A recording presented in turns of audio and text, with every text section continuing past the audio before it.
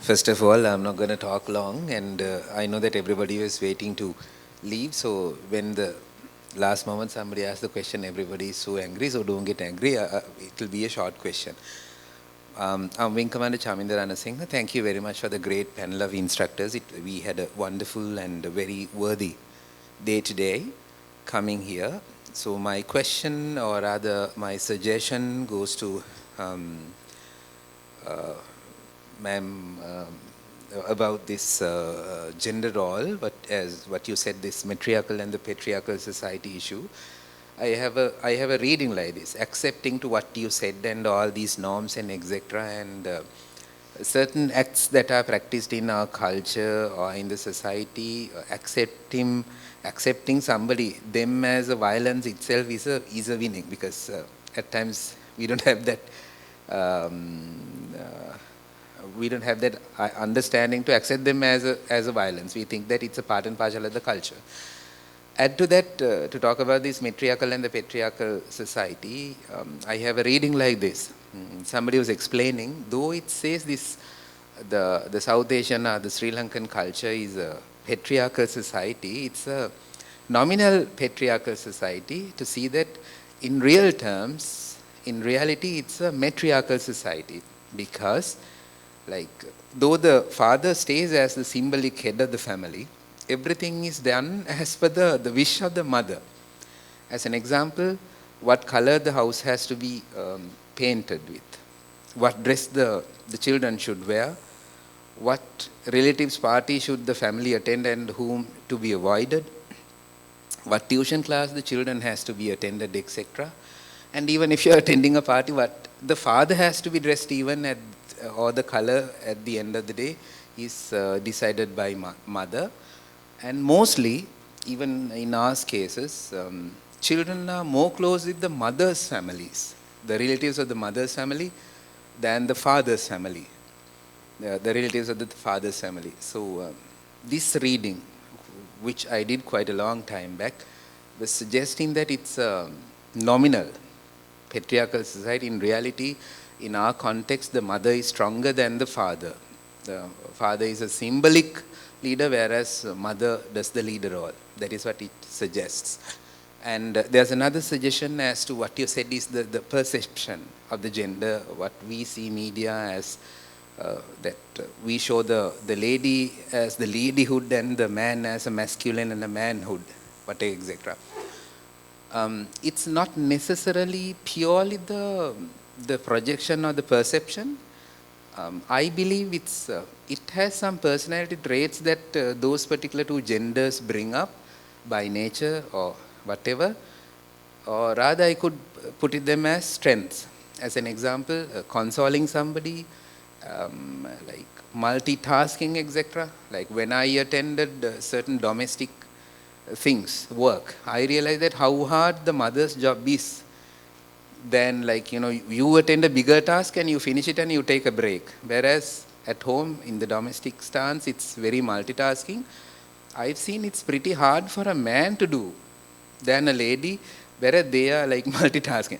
And on the other hand, there are things like, if you take the number of scientists or number of all sorts of like the big inventions, all that has been mainly done by the men. It's not because of the men's dominance, probably, it's because of certain strengths those unique parties have brought. So that's my suggestion. Over to your discussion, ma'am. Thank you. I agree with you. I mean, I'm not saying that. Am I on? Yeah.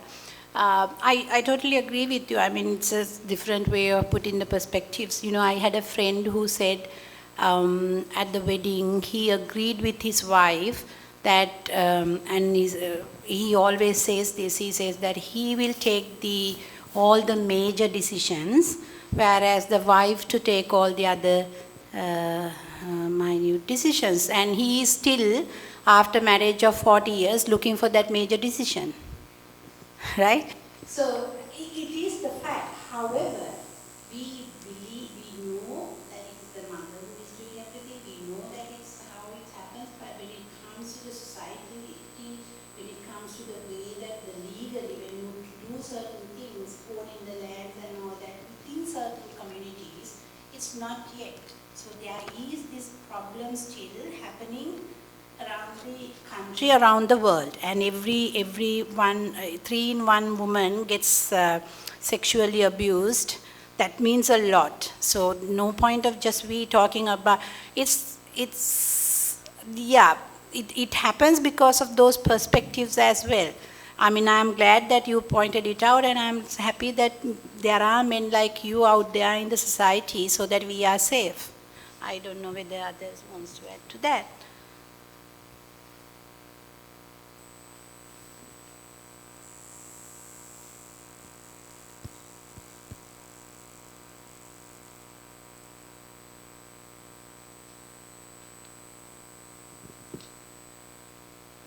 Shall we have a question? Another question?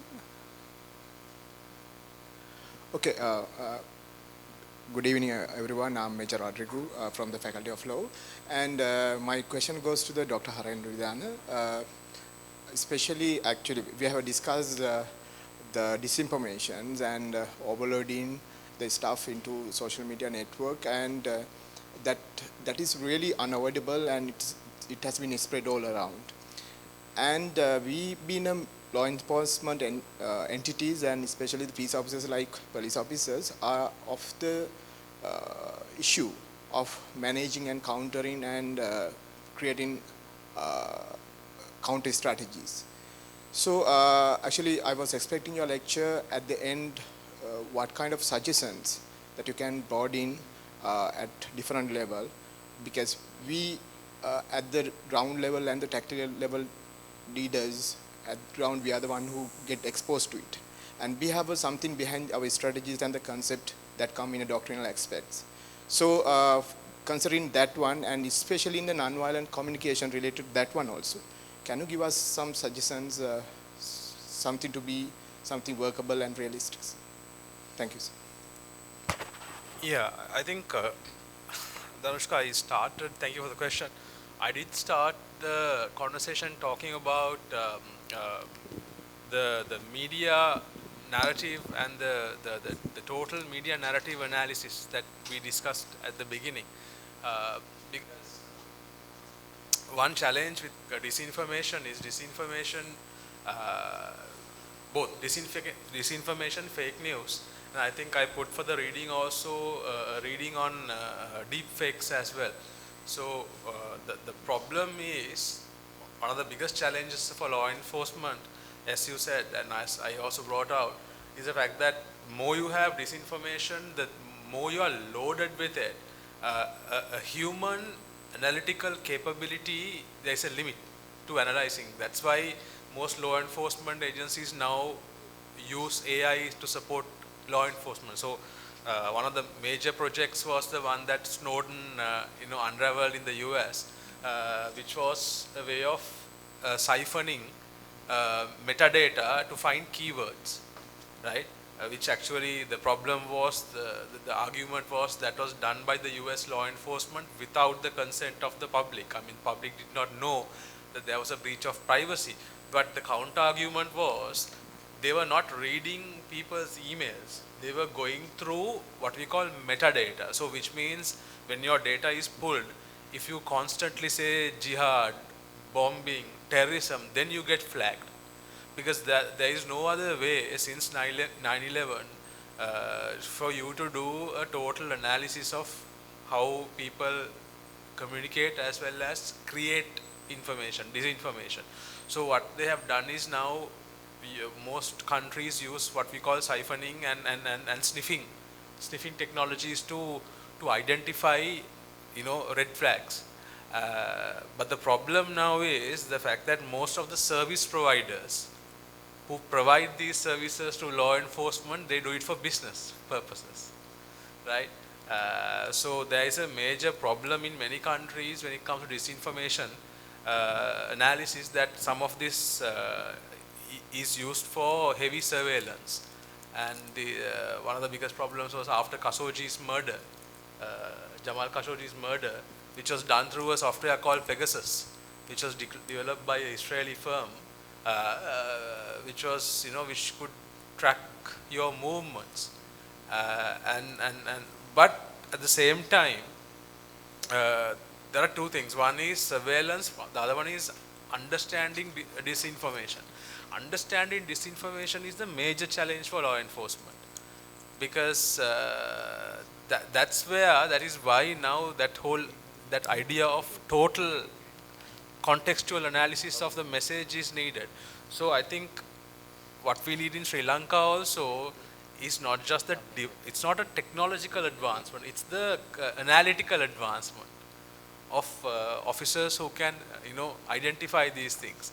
But again, the problem is there are laws regarding privacy, how and survey, when it comes to surveillance and analysis in Sri Lanka, I think there's a lot of gray areas. So I would say the best way at the moment is that contextual analysis, right? To look at for example, if there is a story being spread, a young Muslim person is spreading this message, I mean, if you remember that particular couple of the riots we had, Digana and all, most of it was disinformation spread through WhatsApp. Luckily for Sri Lanka, the same happened in India, and then WhatsApp started banning multiple sharing. Parallel to Digana, there were incidents in India where there were a lot of riots, anti-Muslim riots in India, because RSS was leading a lot of violence, and then Facebook finally started limiting sharing. Now on WhatsApp we can't do massive sharing. That was a result of a direct response to India's violence in India. So there are technical things that can be done, but I think understanding the narrative. So I think we need law enforcement which is socially, I think, more politically, contextually, who can analyze things. That's why I always say in forums when you do it, intelligence also. In intelligence gathering also, the division of labor is operators and analysts. So we really need to improve the analysts' capabilities. That is why we are doing things like this. If not, Danushka, I don't see a way out of it. Even not just Sri Lanka, most countries are challenged by this disinformation, which is partly what we call also political warfare at a larger scale. So that's it's not the best answer I could give you, but I kind of contextualize what there is at the moment. So more than technology, it's mostly enhancement of the critical faculties of law enforcement officers, telling them, look, these are the things you should look for. Right, thank you.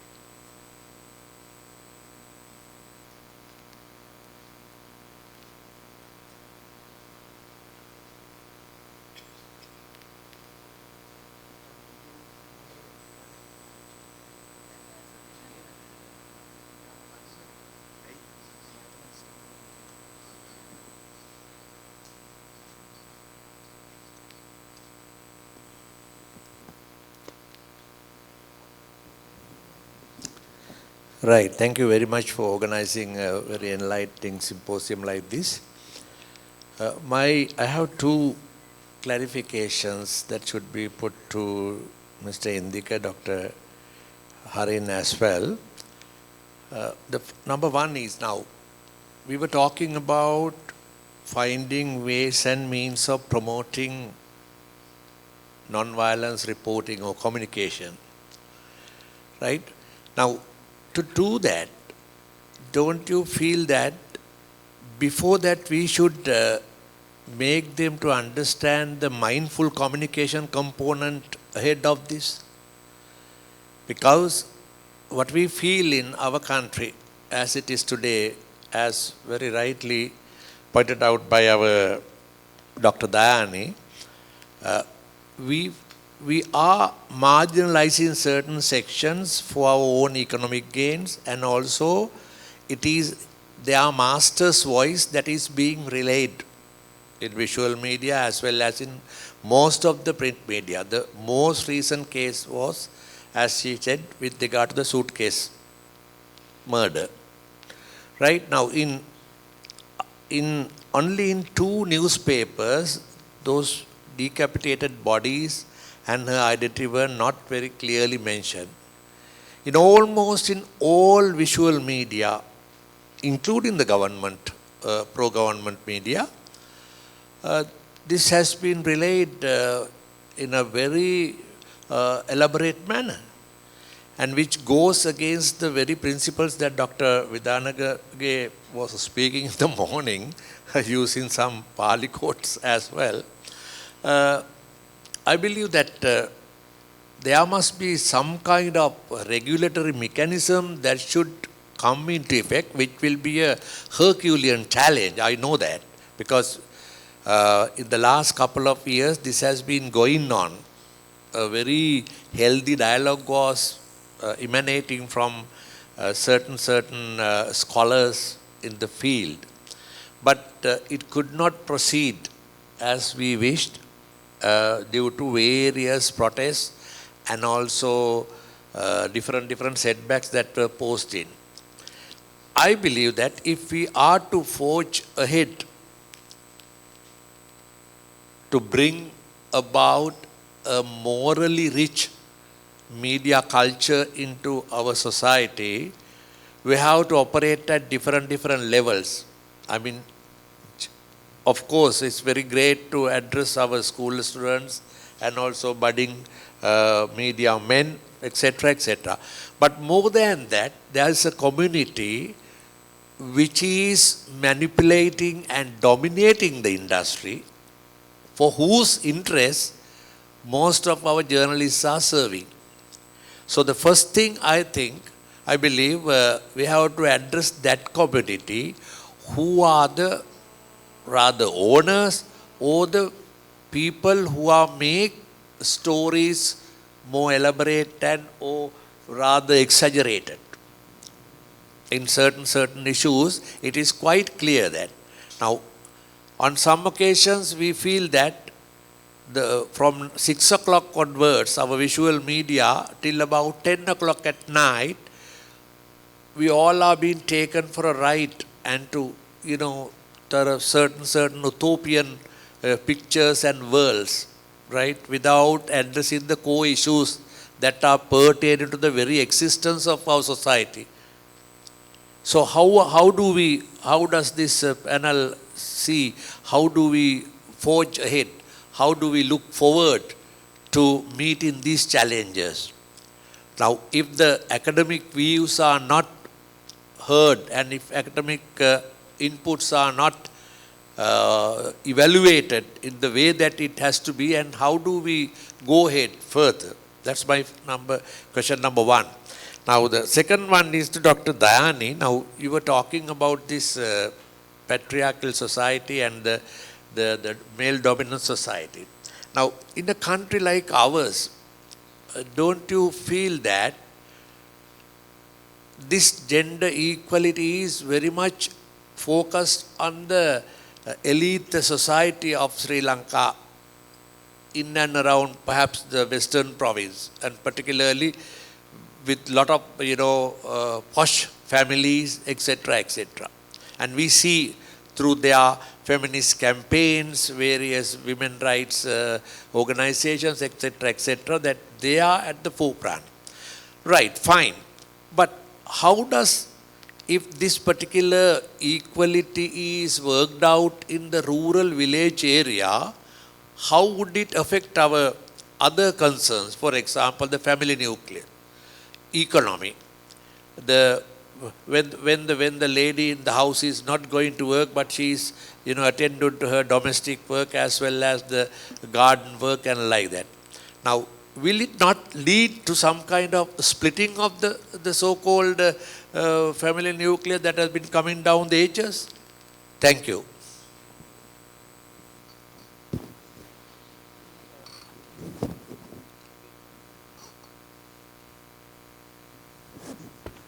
Excellent analysis, and I partly agree with you as well when it comes to the whole idea of mindfulness. And actually that's why I think I mentioned in the beginning of the lecture as well, although this whole concept of nonviolent communication, it came from North America and the Europe, sometimes the elements in that are taken or borrowed from South Asia, from us, especially the concept of mindfulness. So technically, I would say that mindfulness is much better than non-violent communication, because if you are really mindful, you don't need non-violent communication at all, because mindfulness is much larger and much accommodative, as well as much more accurate in dealing with the other. So if you are mindful, that's it, you don't need anything else. So I would agree with you, but what I'm saying is sometimes what happens is we tend to think some of the media personalities or individuals are doing certain things in this realm, that they are doing these things without knowing. We think they don't know. That's why they are doing. So we try to teach them or train them on these concepts and subjects.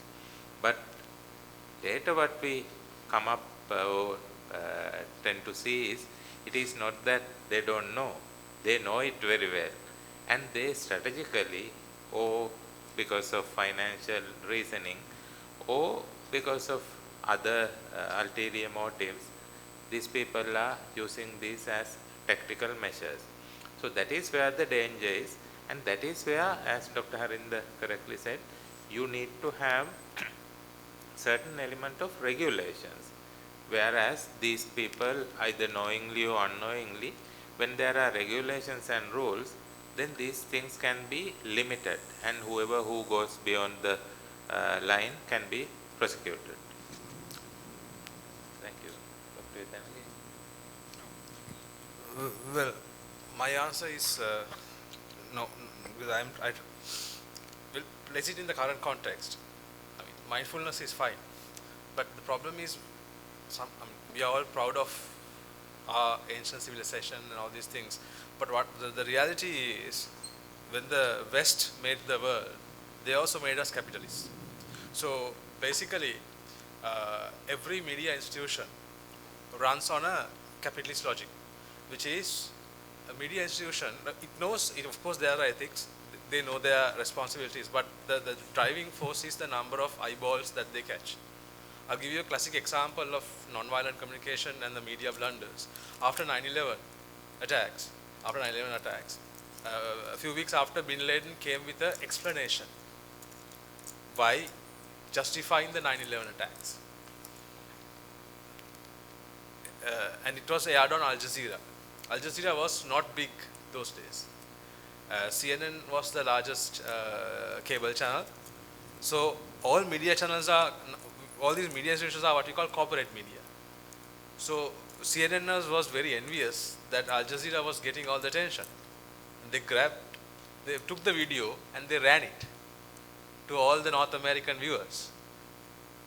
And after a while, only after Pentagon, White House came with saying, what the hell are you doing? And then they had a counter argument put by President George Bush, saying, deploring the attack. The Al Qaeda got a massive publicity because CNN was so greedy to get the eyeballs, and they totally which undermines the national security of the United States. So if you fast forward it now, as you said, the suitcase and all these things, violent images are the biggest pullers of violence, and that's because we live in what we call a image consumption society.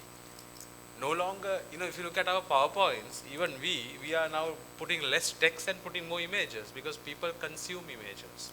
So that now the violence comes not in text, the violence comes in the images. It's a more dangerous, more pervasive thing.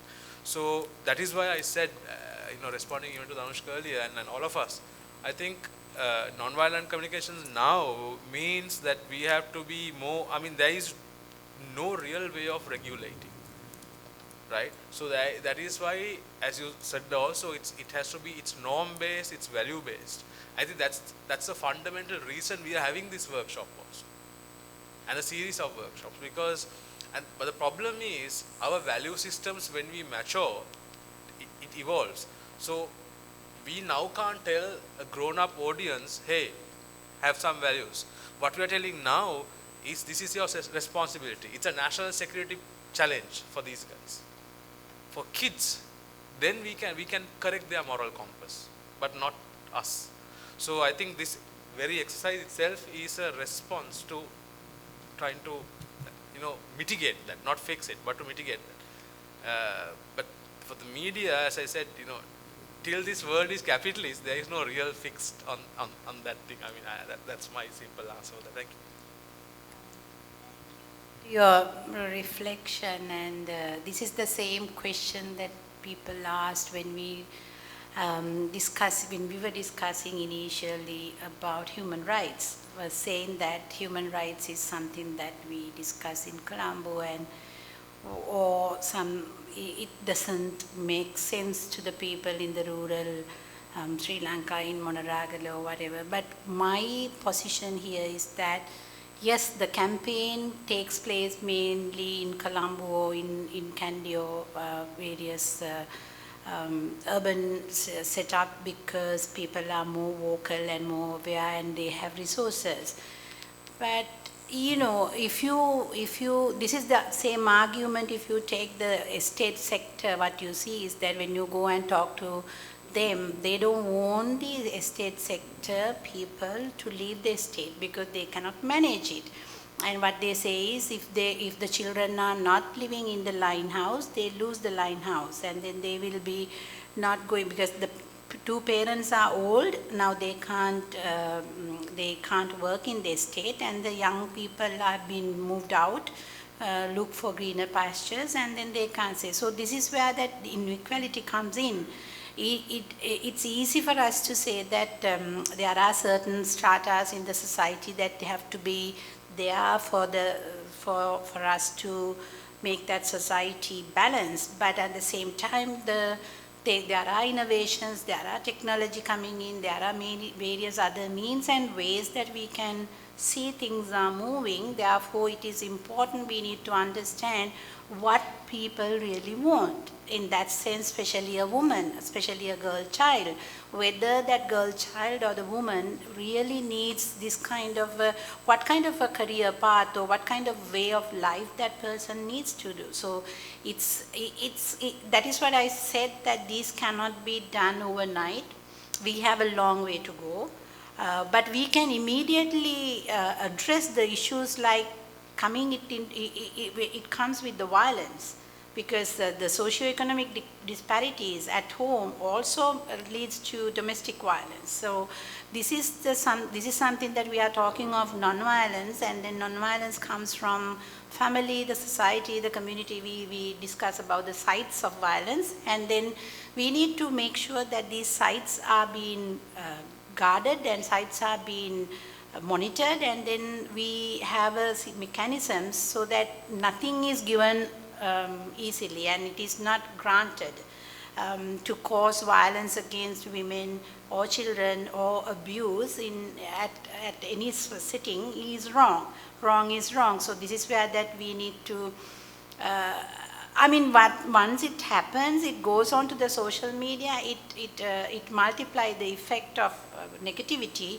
But at the same time, there is so much that we can do before that, by preparing the communities, by preparing the families, and as that group explained, saying it starts with you, it starts with the family, and it starts with it goes to the community and nation at large. So my take is that it is wrong or it is like, maybe it's unfair for us to say that maybe the rural setting is not talking of equality, or that rural setting is not bothered about these gender-based violence or inequalities. I think they do. They are helpless. So it is up to us to make that space, create that space, and then make sure that they understand it and they do get educated, but at the same time, they do their own part to the society.